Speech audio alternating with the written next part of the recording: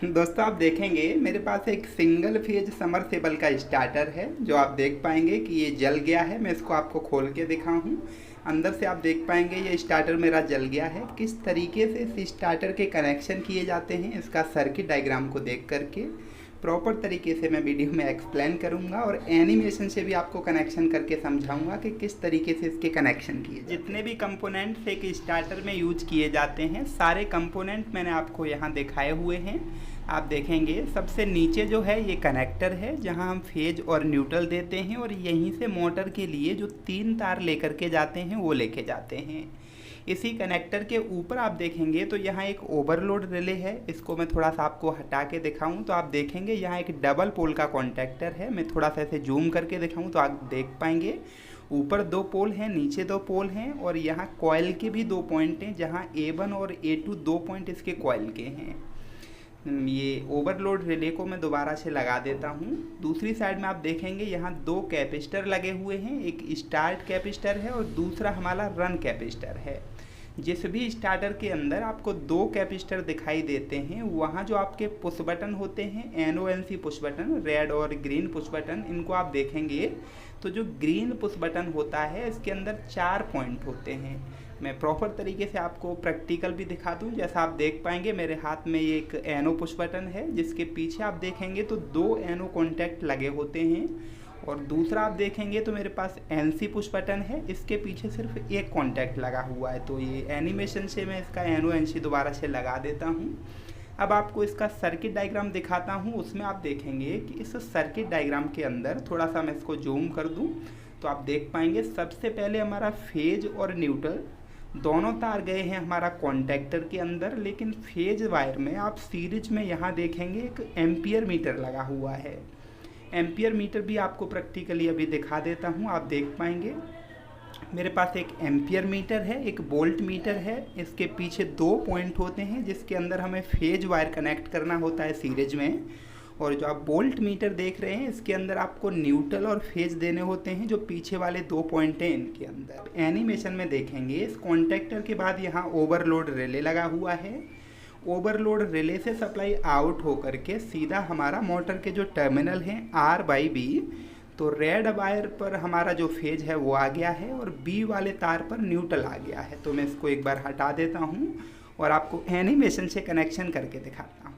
जो हमारा टर्मिनल है, टर्मिनल से हम फेज वायर को आउट करेंगे और इसको ले जाएंगे अपना MCB के नीचे वाले पॉइंट पर। जो अभी मैंने आपको सर्किट डायग्राम दिखाया उसके अंदर हमारा MCB नहीं था, लेकिन प्रोटेक्शन के लिए हम यहाँ MCB का इस्तेमाल और कर लेते हैं क्योंकि जो हमारा ओवरलोड रिले होता है ये सिर्फ हमारा ओवरलोड से प्रोटेक्शन तो देता है लेकिन ये शॉर्ट सर्किट से प्रोटेक्शन नहीं देता, इसलिए यहाँ पर हम एक MCB यूज करेंगे। MCB के आउटपुट से जो हम तार लेकर के जाएंगे इसको एम्पियर मीटर में लेके जाएंगे, जैसा मैंने आपको अभी एम्पियर मीटर फिजिकली दिखाया था। इस एम्पियर मीटर का ये ऊपर वाला कवर मैं हटा देता हूँ। बैक साइड में आप देखेंगे तो यहाँ 2 पॉइंट हैं। MCB के ऊपर वाले पॉइंट से सप्लाई को आउट करके इस एम्पियर मीटर के एक पॉइंट पर कनेक्ट कर सकते हैं। आप चाहो तो यहाँ भी कर सकते हो, आप चाहो तो यहाँ कर सकते हो, उल्टा सीधा वाला कोई सवाल नहीं है।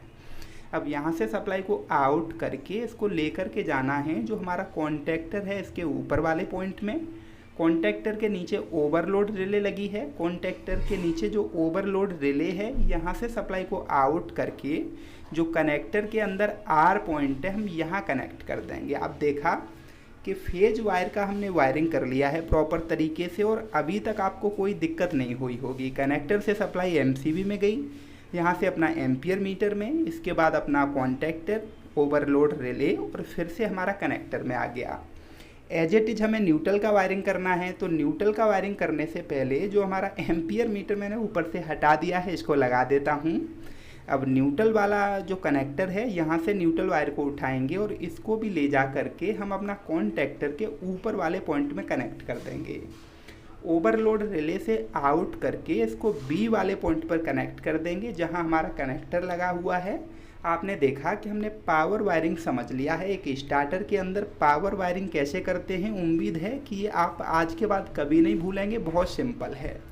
अब हमें कंट्रोलिंग करना है तो कंट्रोलिंग समझने से पहले मैं आपको एक बार फिर से ये सर्किट डायग्राम दिखा देता हूँ जहाँ आप देखेंगे कि वोल्ट मीटर का हमें कनेक्शन करना है। एम्पियर मीटर का कनेक्शन हमने कर लिया सीरीज में, जो हमारा फेज वायर था इसके सीरीज में हमने एम्पियर मीटर लगा दिया। दूसरा आप देखेंगे जो वोल्ट मीटर है इसके एक पॉइंट पर फेज आया है और दूसरे वाले पॉइंट पर न्यूट्रल आया हुआ है, तो इसका भी हम कनेक्शन कर लेते हैं।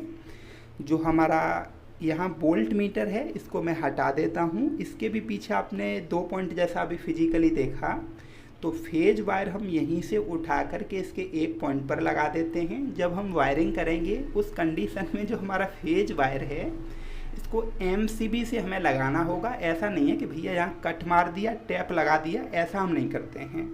यहाँ कनेक्टर से हम फेज वायर को उठा करके इसे देंगे, इसके बाद हम इसको एक न्यूट्रल पॉइंट देंगे। तो न्यूट्रल लगाने से पहले यहाँ मैं एक पुश बटन लगा देता हूँ, क्योंकि कई सारे स्टार्टर में एक पुश बटन लगा होता है, इसके थ्रू हम वोल्टेज देखते हैं। तो कंफ्यूज होने की ज़रूरत नहीं है, न्यूट्रल हम यहीं से उठा लेते हैं और इस पुश बटन को दे देते हैं। पुश बटन से आउट करके न्यूट्रल अपना इधर वोल्टेज मीटर में लगा देते हैं।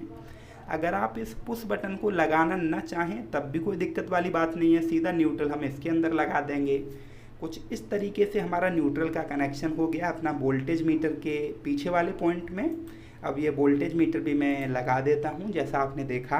अब फिर से मैं आपको एक बार सर्किट डायग्राम दिखाता हूँ कि अब हमें कनेक्शन क्या करना है।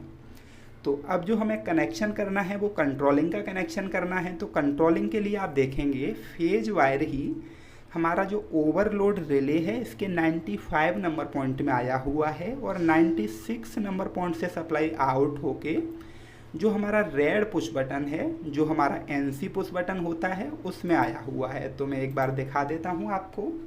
जो हमारा कॉन्टैक्टर है इसके ऊपर वाले पॉइंट से सप्लाई को आउट करके जो हमारा ओवरलोड रिले है, इस माफ़ी चाहूँगा, इस ओवरलोड रिले के 95 नंबर पॉइंट में हम लेके आएंगे। तो यहाँ से एक सप्लाई उठाई और ओवरलोड रिले के 95 नंबर पॉइंट में कनेक्ट कर दिया। 95 के साथ जो 96 है ये NC होता है। ओवरलोड रिले के अंदर एक 97 और 98 नंबर पॉइंट और होता है, वो मैंने यहाँ आपको नहीं दिखाया है। अगर आप डिटेल में वीडियो देखना चाहते हैं तो इधर वाले लिंक पर क्लिक करके वीडियो देख सकते हैं ओवरलोड रिले के बारे में। दूसरी बहुत सारी वीडियो मैंने बनाई हुई हैं। अब 96 नंबर वाले पॉइंट से सप्लाई को आउट करेंगे और इस सप्लाई को लेकर के जाएंगे जो हमारा रेड पुश बटन है इसके अंदर। तो इस रेड पुश बटन को मैं हटा देता हूं जिससे कि आपको कनेक्शन समझना आसान रहेगा। अब जो हमारा रेड पुश बटन से सप्लाई आउट होके ग्रीन पुश बटन में आई है, तो ग्रीन पुश बटन हटा करके मैं आपको एक बार सर्किट डायग्राम दिखाऊं। जो हमारा रेड पुश बटन है ऑफ पुश बटन है, यहाँ से सप्लाई आउट होके हमारा NO पुश बटन जो ऑन पुश बटन होता है ग्रीन पुश बटन इसके अंदर आई है और ग्रीन पुश बटन से सप्लाई आउट होकर के यहाँ कॉन्टैक्टर के A1 पर आई है। कॉन्टैक्टर के A2 पॉइंट पर हमें न्यूट्रल कनेक्ट करना है, जैसा आप देख सकते हैं। यहाँ से हम डायरेक्टली इसको न्यूट्रल कनेक्ट कर दें। तो मैं आपको दिखाता हूँ, जो हमारा फेज वायर है यहाँ से उठा कर के जो ग्रीन पुश बटन है इसके एक पॉइंट पर कनेक्ट कर दिया है और ग्रीन पुश बटन के आउटपुट से ले जा कर के कॉन्टैक्टर के A1 में कनेक्ट कर दिया। जैसा आप देख सकते हैं, मैं कॉन्टैक्टर को थोड़ा सा जूम करके दिखा दूँ। कॉन्टैक्टर के A1 में हमने सप्लाई दे दी है। जो कॉन्टैक्टर का A2 पॉइंट है यहाँ हमें न्यूट्रल कनेक्ट करना होगा। तो यहीं ऊपर से उठा कर के मैं कॉन्टैक्टर के A2 पॉइंट में न्यूट्रल कनेक्ट कर दिया। अभी के केस में क्या होगा, जैसे ही हम अपना ग्रीन पुश बटन दबाएंगे तो हमारा कॉन्टैक्टर ऑन तो होगा, लेकिन उतनी देर के लिए ऑन होगा जितनी देर हम अपना ग्रीन पुश बटन को दबा के रखेंगे। तो इसके लिए हमें क्या करना होता है, इस कॉन्टैक्टर को होल्ड करना होता है। होल्ड करने के लिए हमारे पास तीसरा कॉन्टैक्टर कोई अवेलेबल नहीं है, तीसरा कॉन्टैक्ट कोई अवेलेबल नहीं है। तो हमें इस कॉन्टैक्टर के ऊपर एक ऑक्सिलरी कॉन्टैक्ट या एडन ब्लॉक लगा देना है। जैसा आप देख सकते हैं मैंने यहाँ लगा दिया है, जिसके ऊपर आपको 2 NO के पॉइंट और 2 NC के पॉइंट, एक्चुअल में इसको एक ही बोलेंगे, तो एक हमें NO का पॉइंट और एक NC का पॉइंट मिल जाता है। तो इसका कनेक्शन करने के लिए हमें क्या करना होगा, इस A1 से उठा करके यहाँ एक लूप देना होगा, जैसा मैंने आपको अभी डायग्राम में दिखाया था। और जो ऊपर वाला NO पॉइंट है यहाँ से सप्लाई आउट करके इसको ले जा करके इस जो ग्रीन पुश बटन है इसके इनपुट पॉइंट पर कनेक्ट कर देंगे, जैसा कि मैंने अभी आपको सर्किट डायग्राम में दिखाया था। इस स्टार्टर का जो सर्किट डायग्राम था, इसको मैं एक बार लगा देता हूं पुश बटन को और फिर से आपको एक बार सर्किट डायग्राम दिखाता हूं। लेकिन उससे पहले मैंने यहाँ क्या किया, जो हमारा इंडिकेटर है इसका भी कनेक्शन कर दिया। इंडिकेटर के एक पॉइंट में न्यूट्रल कनेक्ट कर दूंगा और दूसरा वाला पॉइंट मैंने यहाँ जो ग्रीन पुश बटन है इसके आउटपुट में लगा दिया है। मैं इसका डायग्राम आपको दिखा देता हूँ एक बार। जैसा आप देख पाएंगे कि इधर हमारा इंडिकेटर है वो एक तरफ से न्यूट्रल दिया है और दूसरी तरफ से जो ग्रीन पुश बटन का आउटपुट है वहाँ से इसको फेज दे दिया है। और कॉन्टैक्टर को होल्ड करने के लिए ये आप सर्किट देख सकते हैं, ये होल्ड करने के लिए सर्किट है, जहाँ इनपुट से सप्लाई इधर आ गई है।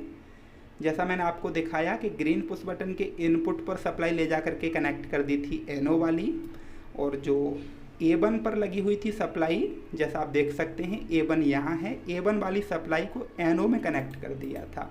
एक बार मैं आपको प्रॉपर तरीके से फिर से दिखा देता हूँ, कोई कन्फ्यूजन न रहे इस वीडियो को देखने के बाद। मैं चाहता हूँ कि मेरा वीडियो देखने के बाद आपको किसी दूसरा वीडियो देखने की ज़रूरत ना पड़े।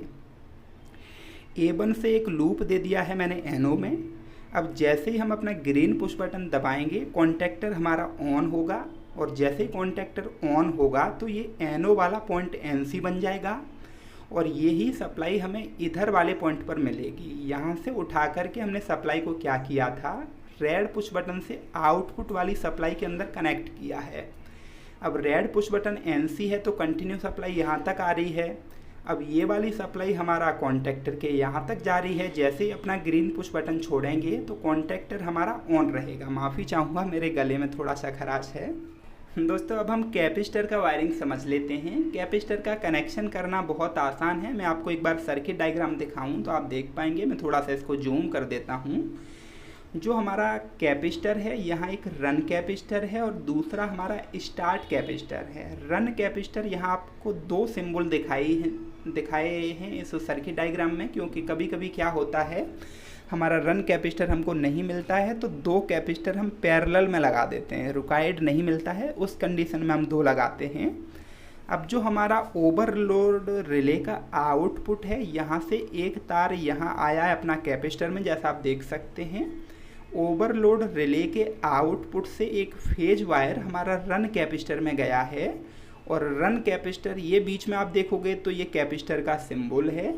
अब ये आउटपुट में जो तार गया हुआ है इसको आप देखेंगे ये बाई वाले पॉइंट पर कनेक्ट है। दूसरा जो हमारा स्टार्ट कैपेसिटर है, इसके इनपुट पर भी एक तार जो आया हुआ है वो ओवरलोड रिले के आउटपुट से जो फेज है वो वाला वायर आया हुआ है।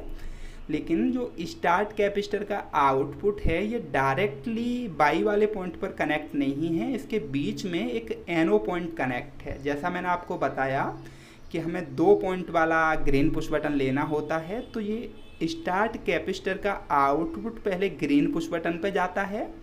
जब हम ग्रीन पुश बटन को दबाते हैं उस कंडीशन में स्टार्ट कैपेसिटर स्टार्टिंग के टाइम में मोटर को सप्लाई देता है। तो मैं इसको हटा करके एक बार आपको कनेक्शन दिखा देता हूँ। जो हमारा ओवरलोड रिले का आउटपुट है वो आर वाले पॉइंट पर आ रहा है, तो यहीं से एक तार से सप्लाई उठा करके हम रन कैपेसिटर को दे देंगे, और रन कैपेसिटर का दूसरा वाला जो पॉइंट है यहाँ से सप्लाई हम बाई वाले पॉइंट पर कनेक्ट कर देंगे। इसको जूम कर देता हूँ थोड़ा सा। आप देखेंगे कि कैपेसिटर का कनेक्शन करना बहुत आसान होता है। गलती हमेशा क्या होती है वो भी मैं आपको बता देता हूँ कि अभी ड्राइंग में हमने देखा कि ओवरलोड रिले के आउटपुट वाले तार से इनपुट देना है। कभी कभी लोग क्या करते हैं, जो फेज वायर है यहीं से इसको इनपुट दे देते हैं और आउटपुट में यहाँ लगा देते हैं। उस कंडीशन में 24 आवर्स हमारी मोटर को रन कैपेसिटर वाले कैपेसिटर से सप्लाई मिलती रहेगी। तो हमेशा आपको जो रन कैपेसिटर को सप्लाई देनी है वो ओवरलोड रिले या फिर ओवरलोड रिले न लगी हो उस कंडीशन में कॉन्टैक्टर के आउटपुट से सप्लाई देनी है। तो अब हम अपना स्टार्ट कैपेसिटर का कनेक्शन समझ लेते हैं। रन कैपेसिटर आप समझ गए हैं। स्टार्ट कैपेसिटर को सप्लाई देने के लिए यहीं से मैं एक तार लगा देता हूँ इस स्टार्ट कैपेसिटर में, और स्टार्ट कैपेसिटर का जो आउटपुट रहेगा इसको ले जाना पड़ेगा हमें पहले अपना ग्रीन पुश बटन में। तो ग्रीन पुश बटन को हटा के मैं दिखाऊँ, इस आउटपुट से ले जा करके तार हम इस बाई वाले पॉइंट में कनेक्ट कर देंगे। कुछ इस तरीके से हमारे दोनों कैपेसिटर का कनेक्शन होता है। उम्मीद है कि दोनों कैपेसिटर का कनेक्शन करना आपको समझ में आ गया होगा। यहाँ ग्रीन पुश बटन लगा देता हूँ और आपने लिखा देखा होगा कि मोटर चालू करने के लिए कृपया 3 सेकंड तक इस बटन को दबा के रखें। तो इसी वजह से दोस्तों हमारा स्टार्ट कैपेसिटर के सीरीज में हमारा ये बटन पुश बटन लगा होता है। जब हम मोटर को स्टार्ट करते हैं तो स्टार्टिंग में हमारा जो स्टार्ट कैपेसिटर है इससे मोटर को सप्लाई मिल जाती है, जिससे कि स्टार्टिंग में मोटर हाई एम्पियर करंट नहीं लेती। थोड़ी देर बाद जब हम इस पुश बटन को छोड़ते हैं तो स्टार्ट कैपेसिटर हमारा सर्किट से हट जाता है। अगर आप जानना चाहते हैं कि इस पुश बटन को हमें दबाना नहीं है, ऑटोमेटिकली मोटर को स्टार्ट करना है, ऑटोमेटिकली ऑफ करना है, तो उसके ऊपर भी मैंने एक डिटेल वीडियो बनाया हुआ है। इधर वाले वीडियो पर क्लिक करके देख सकते हैं। उम्मीद है कि ये वीडियो आपको बहुत अच्छे से समझ में आया होगा। अगर थोड़ा सा भी अच्छा लगा है तो एक लाइक कर देना। चैनल को सब्सक्राइब नहीं किया तो सब्सक्राइब कर लेना ऐसे यूजफुल वीडियो देखने के लिए। जल्दी ही मिलूंगा एक नए वीडियो में, तब तक आप अपना ख्याल रखिए। जय हिंद।